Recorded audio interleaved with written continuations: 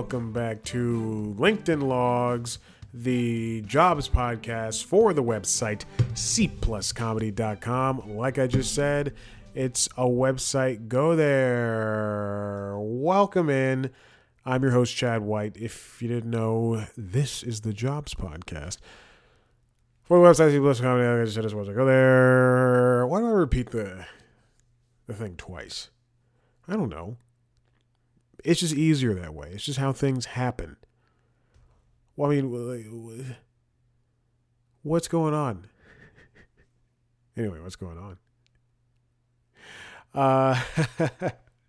Hi, welcome in. I'm feeling slightly better than I did last week with my allergies slowly, not the sniffling, but the everything else slowly subsiding.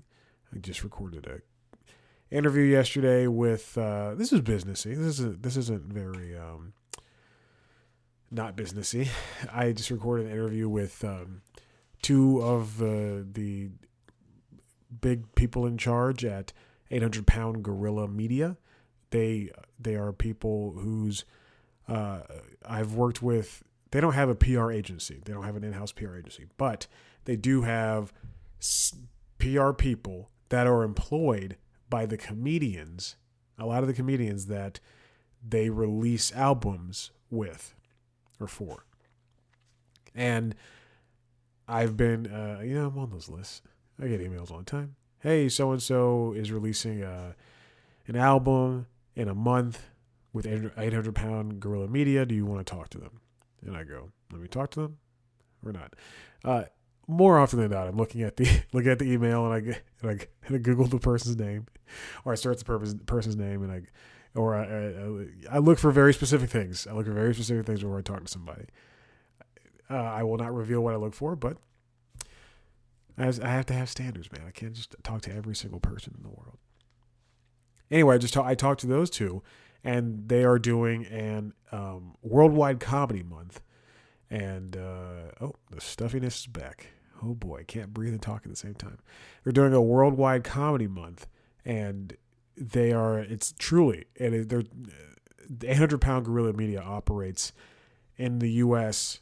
and in the U.K., and they also have some other comedians who aren't based there, but they're partnering with, not partnering, but they're featuring things that are all over the globe that constitute as comedy. So they're doing things like they have specialty album releases, not specialty, but like album releases that are coming out this month of April. And then they also have, they're also featuring other things on their website on worldwidecomedymonth.com. I guess that's the website. Let me see. I don't want to point you somewhere else. worldwidecomedymonth.com. And this doesn't mean, and it took me two questions to understand because I'm stupid when I asked this, but this doesn't mean that they are necessarily doing, there's like 5 things per day. There's not 5 things necessarily every single day, but let's just pretend there's 5 things per day. They don't necessarily have anything to do with the Lopez versus Lopez season 2 premiere that happened on April 2nd. But they might be just putting eyes on it. Same thing for the Natalie Palamides stand-up thing that she does, show that she does. It's not necessarily stand-up. It's just more comedy. Anyway, check that out. worldwidecomedymonth.com, and then the interview will be up, I don't know, this week. I'm behind on putting videos up. Listen, I don't get paid. I don't get paid to do this. People need to understand that. I forgot to start the timer. God, I'm 5 minutes in. You get at least 15 more minutes with me, baby.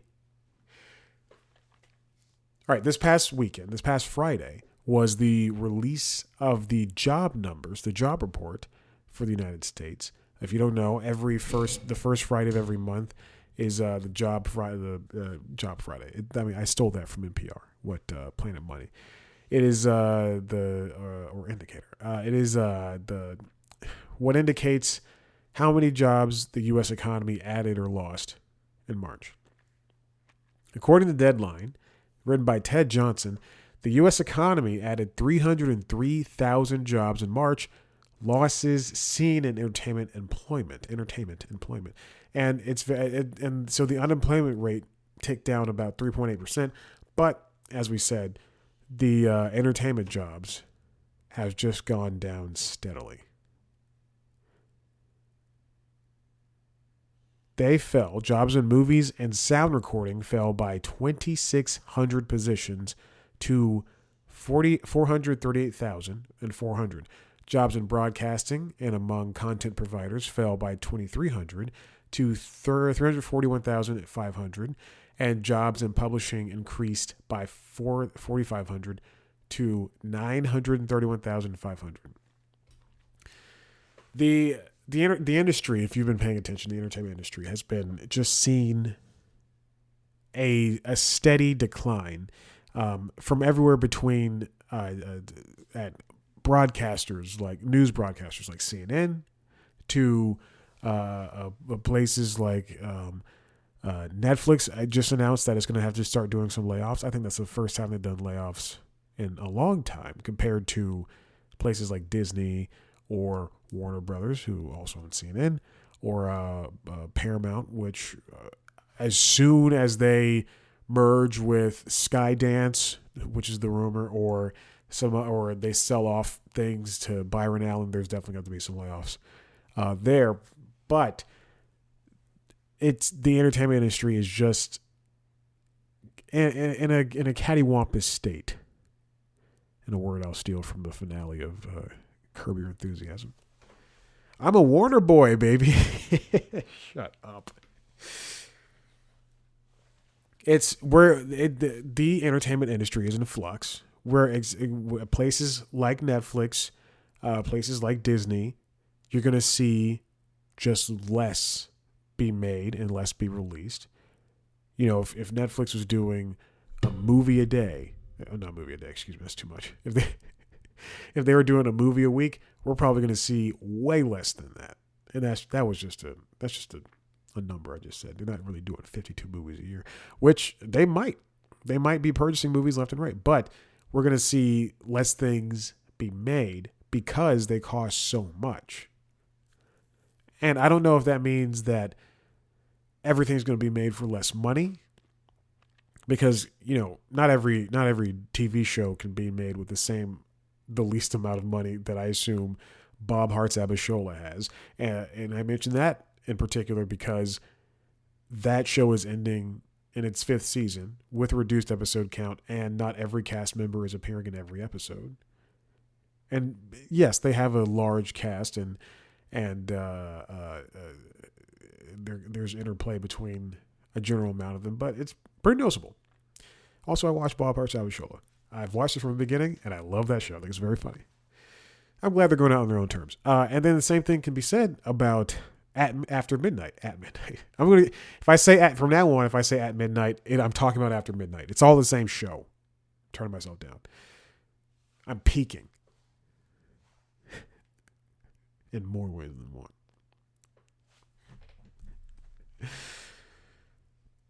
You gotta watch the video. You gotta get the whole story. But if you look at After Midnight, I mean, and late night as a whole does not have any money. But if you look at After Midnight, it's one thing, and there's not much that goes into it.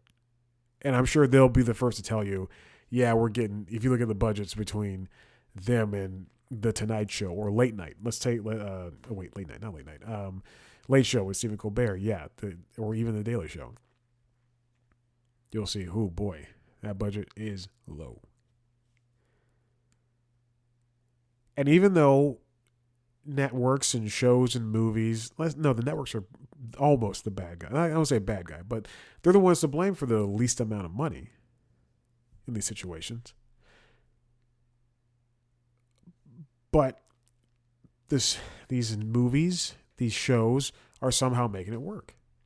And these jobs that they're getting rid of, let's go to CNN. These jobs that they're getting rid of, or that they're not hiring for, because I've applied to, I couldn't even tell you how many jobs I've applied to.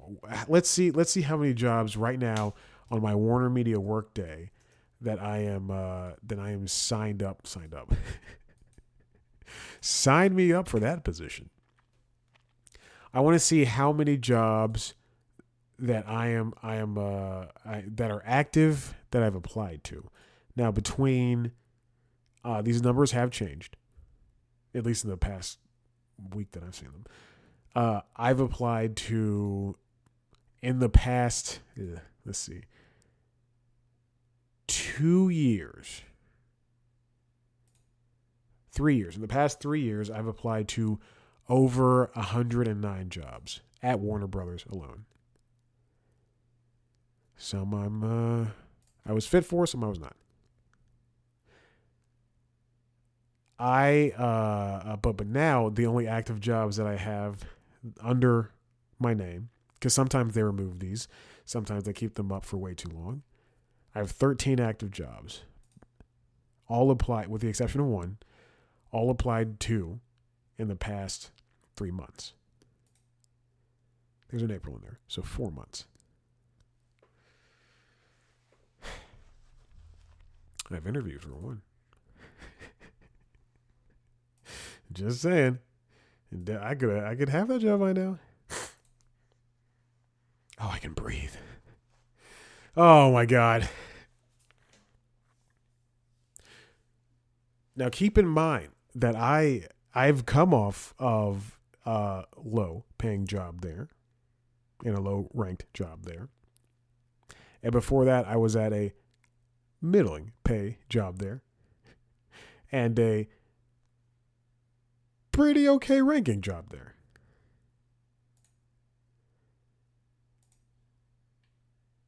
Now, this comes from the Hollywood Reporter, written by Leslie Goldberg. I'm scared, in quotes, why it's a brutal time to be a TV writer. The end of peak TV has ushered in an era of contraction, with few buyers, farewell to CW, and fierce competition for few shows that are staffing. People are in total survival mode. Now, this piece, written by Ms. Goldberg, covers one writer's attempt, a 36-year-old writer's attempt, to continue to stay in the television world. Emily Cheever began her writing career in 2020 as a writer's production assistant, which is not a highly ranked position, and script coordinator for Legends of Tomorrow before getting hired as a staff writer for ABC's The Company You Keep. That show was canceled after one season, and then basically the writers strike began in May, and now Emily, along with a lot of other people, just are not able to get jobs. Emily is not able to get a job because television, because of the pandemic, because of the strikes, studios are not buying up shows like they once used to. I think something like a decade ago, this is from the piece that I remember, 98 pilots used to be ordered. 98 new shows used to be ordered among all broadcasters from Channel 2, from ABC to what was then the WB, UPN, CW, Fox Broadcasting, NBC, and CBS. Do you remember that Michigan J. Frog used to say that? Yeah, the WB. He didn't say it like that, like a country buffoon. But now we're dealing with places like Netflix and Max and Peacock and Hulu and Paramount Plus, all those buying sprees, even for them, when places like Netflix would buy up, because none of those other streamers really did it, but even Netflix buying up pilots and show orders is no more. Netflix doesn't really do pilots. They usually just pick up a show. I don't think any streamer's done a pilot. Well, hold on. Netflix has done pilots before. Oh, God. No. Hey, stop. They're cleaning. I guess they're cleaning the floors outside. And the dog next door, Maverick, they've just been barking up storms.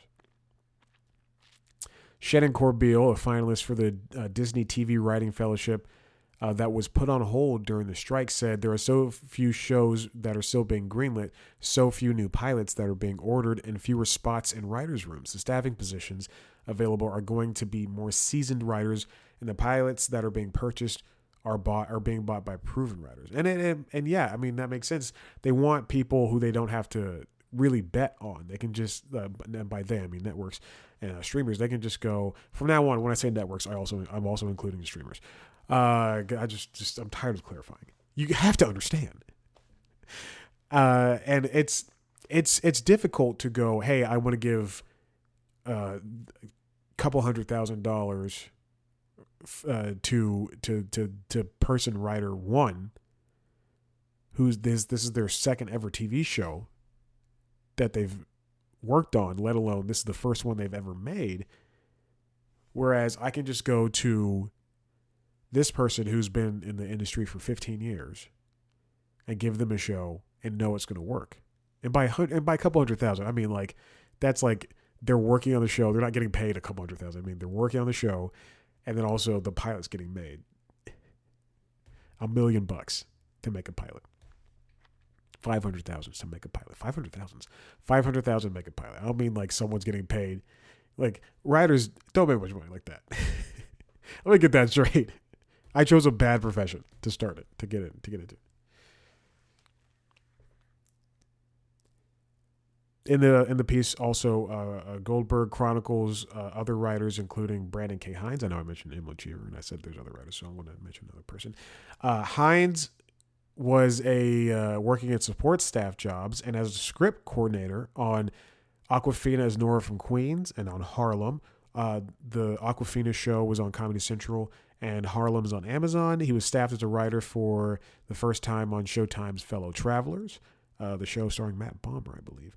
Hines was homeless and had been bouncing between camping, couch surfing with friends, and the occasional Airbnb before he turned to driving for DoorDash and Grubhub after his 16-week writing job on the Showtime limited series concluded before the strikes began. You get paid for those weeks that you work. You don't get paid for anything else. You get paid for, he was a staffed writer. You get paid for those 16 weeks, and then that's it. And let's say they pay you, I'm literally just throwing out a number, $2,500 a week. $2,500 a week. That's all you get. You get taxed if you have representation, which you probably do as a writer of some sort. Then you got to pay 10% to that person, and then whoever else is on your team. So if you just have representation with one person, then you got to pay 10, 15%, however much. You have to have a lot of work lined up. You know, that's what, like, at SNL, sometimes they have guest writers come in, sometimes, and those people write for a week or 2 weeks. Or they have, writers for late night. They often are writing in stints. Like, they're writing like 8-week stints, something like that. I know a couple of people who have done that personally. I know some people personally who do that. It's like you could be on a big show and it still not get paid. You could be on a show and it won't be put out for a year. So you don't even know what happens. You could be working on a show, write something, and then 2 years down the line, it's finally out on Paramount Plus or it's on some other platform or network. We talk about the piece also mentions John Landgraf, who is the who is the CEO of FX. He talked about peak TV for the past couple of years and how this year we've finally seen the peak and we're going to go on a downward slope because there are fewer shows being greenlit or produced. The overall volume of U.S. produced live-action scripted TV series fell 14% last year from a high of 600 in 2022 to 516 in 2023. Now, there are ways for people to get monetary help at this time. And there's during the strikes, we learned of the Entertainment Community Fund, which provides assistance in the forms of funds, workshops, and trainings for those who work in the film and TV industries. And that helped distribute $3.25 million to about 1,600 people from January 1st. I don't say folks, but in this piece it says folks, and I wanted to reassure you I'm not stupid. I was going to quote Hamilton after that. Anyway, from the song is still playing in my head. From January 1st through March 22nd. That's on top of the $18.8 million that the Entertainment Community Fund handed out in 2023 during the dual work stoppage to 8,500 people, including more than 600 writers. Now, those job numbers that we originally talked about, the 303,000 jobs that were added to the U.S. economy, might sound great, but it's, again, not hitting in other aspects, not another area. In fact, a very important area of our economy. People watch TV, people watch movies, and unfortunately, these jobs are very important.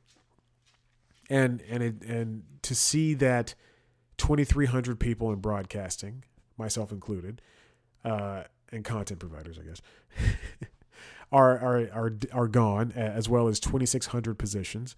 It's either due to downsizing or downsizing at Netflix or Disney or NBC or whatever, or just a pause in hiring, which is what CNN's recruiters often call the hiring freezes that they go through. They don't want to say hiring freeze; they want to say a pause in hiring, and it's unfortunate to see. And it is disheartening. And you can say, then switch careers. When this is your, when this is your dream, when this is something that you have been looking forward to, and you're living out in LA or in New York or in Atlanta, and I guess those are the only places you can really do anything, and you're struggling to live a life that is proper or conducive to how the jobs work. I mean, at CNN you have to be open to a 24-hour schedule. Then what's the point in continuing? Or I mean, where can people get help that is just not monetary, not just also monetary, but also something that can lead to more success in that job arena? I mean, let's look at. I'm the person here. So let's look at me, for instance. Let's go to my resume, which I will not put on screen because my phone number is up there. I have to click on work, and then I have to click on resume. But let's go to my resume and look at all the crap that's on there. I mean, I've had, let's see, 1, 2, 3, 4, 5 jobs in the past several years. What year is it? 2024? I've had 5 jobs in the past. When did I get out of college? 2015. So 2015, 2024. 9 years. And I'm very lucky. I wish I was luckier. I really wish I was luckier. But I've had 5 jobs in the past 9 years that are at different levels of importance. And I say importance because it's I mean, the last one I was at, is an entry level job where I was working with mostly 19-year-olds and college graduates. But I've only been salaried. Maverick, stop! Come here. I've only been salaried one time, and I've only had benefit. That's the last time I had benefits, and that was the only time I ever had benefits, really. But everything else has just been it ebbs and flows, and it's just not a very fun time. So you got to do a lot of lying. Like, oh yeah, I worked at that job for 3 years, when it was like 2 years and a month. And then you have to do a lot of fluffing, like, oh, I worked with editorial leads on researching and logging and writing stories. No, I didn't. Not at this job that I'm naming. Oh God. And it's a lot of starting over. That's why you see someone who is, and this is not to talk bad about Emily, but this is a lot. This is why you see someone who's 36 years old and working a writer's production assistant job. Because these aren't just going to these jobs aren't really just going to, as in the same way that they're not, that pilots aren't really being made with people who are just starting out, who are evergreen, who are green in the thumb. They're also not being these jobs, these entry level positions are being applied for by other people who've already done the job, because this is all they can get right now. The WGA, which monitors employment levels among its members, declined to comment for this story other than to say the union, quote, required some time for a clear post-strike picture to occur. And this, I mean, the WGA, the Directors Guild, the Producers Guild, SAG, it is in their purview. They should want to help. They should not have to help, but they should, people are paying $4,500 dues or however much. Come here. Now.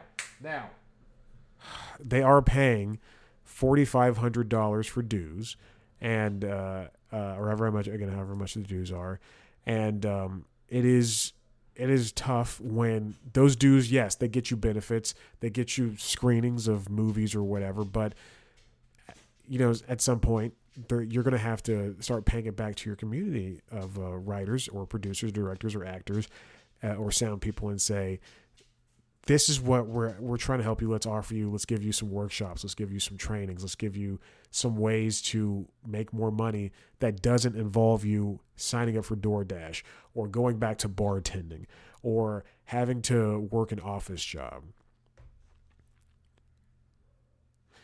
The lack of the CW as a buyer for multi-season shows like Legends of Tomorrow and Superman and Lois is also contributing to the downturn in available gigs for writers.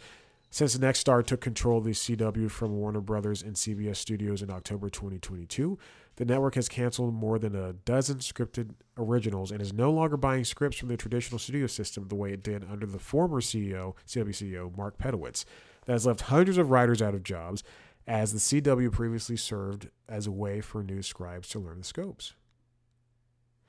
We're gonna start seeing this the output slow down. We're not gonna see weekly drops of shows anymore, like on a Friday, on a Tuesday and a Friday, on a Wednesday. You're able to basically throughout the week, even on the weekend, you used to be able to see shows and movies pop up on any number of services. But now, as things wind down, as shows are ending or shows are canceled or shows don't come back often, you're going to see Disney Plus or Netflix or Peacock kind of offer and shake up what they already have. Hey, I know you can go out to eat, but here's a peanut butter and jelly sandwich you can have right home. I've already had peanut butter and jelly. Yeah, but it's good on day 2.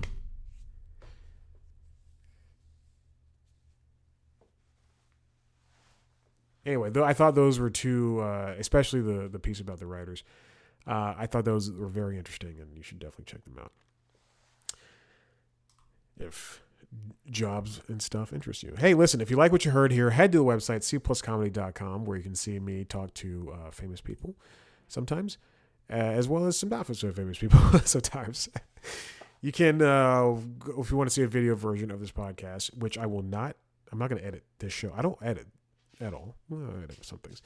But I'm not going to edit me yelling at my dog. I'm not going to edit me getting very mad. You can't tell, but I'm very pissed at him for barking out loud. Jesus.